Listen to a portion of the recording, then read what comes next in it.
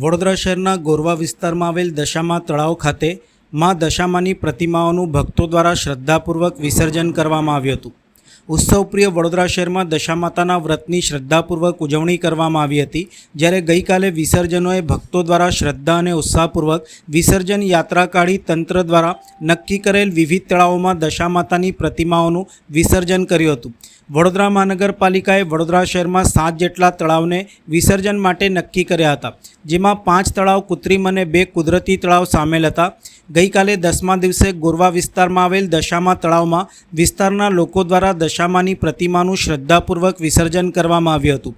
વિસર્જન અવસરે ચુસ્ત પોલીસ બંદોબસ્ત સાથે વડોદરા મહાનગરપાલિકાના આદેશ મુજબ ફાયર બ્રિગેડની ટીમ અને ઇમરજન્સી સેવા 108 તથા સિવિલ ડિફેન્સ અને પોલીસના ઉચ્ચ અધિકારીઓની હાજરીમાં મા દશામાની પ્રતિમાઓનું વિસર્જન કરવામાં આવ્યું હતું।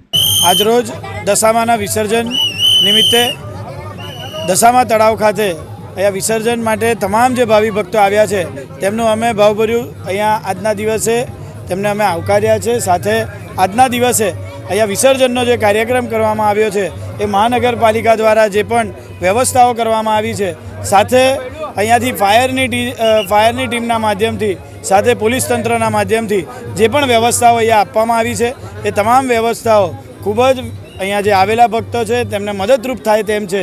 અને સાથે દશામા સેવા સમિતિના તમામ જે યુવાનો જે ખડે પગે સેવામાં અહીંયા ઉપસ્થિત છે તેમનો પણ અમે વંદન કરીએ છીએ।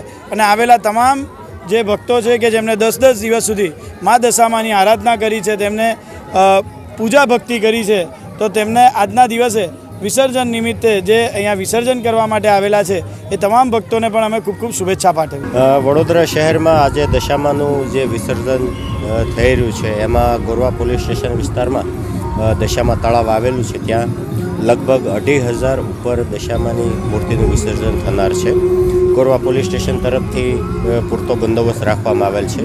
બંદોબસ્તમાં 108 માણસો તથા અધિકારીઓનો સમાવેશ થાય છે। કઈ પ્રકારની વ્યવસ્થાઓ કરવામાં આવી? 2 જગ્યાએ ટ્રાફિક પોઈન્ટ મોટા રાખવામાં આવ્યા છે, કોઈ વાહનોને અંદર એન્ટ્રી નથી। અને ગોરવા તળાવની ફરતા FOP સિવિલ ડિફેન્સ અને ગોરવા પોલીસ સ્ટેશન તેમજ લક્ષ્મીપુરા પોલીસ સ્ટેશનનો સ્ટાફ તૈનાત કરવામાં આવેલ છે। ના, એવું નથી, પણ જે એક ડ્રિલના ભાગરૂપે જેટલો બંદોબસ્ત રાખવો પડતો હોય એટલો રાખવામાં આવેલ છે।